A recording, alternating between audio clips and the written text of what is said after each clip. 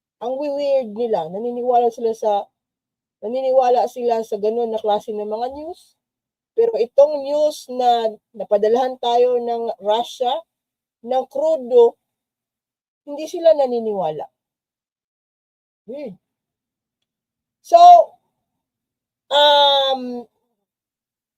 kung kayo po ay naobserbahan po natin na ang hinahype po ng mga ayaw sa administrasyon, sa kasalukuyang administrasyon, ayaw nila sa kasalukuyang presidente. Ang ginagawa po nila ay panic. Nagpapalaganap sila ng panic. Hindi po nakakaisip, kahit leader, hindi po nakakaisip ng matino kung siya po ay nagpapanik.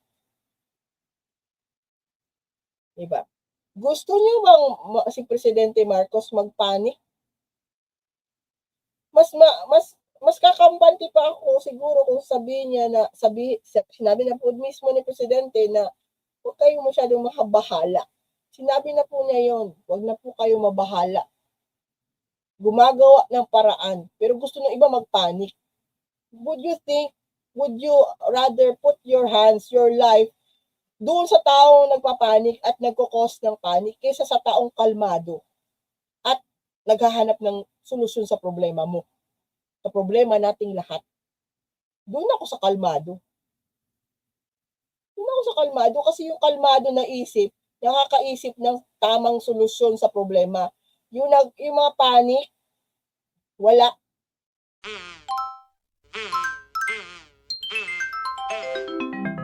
Kakulango.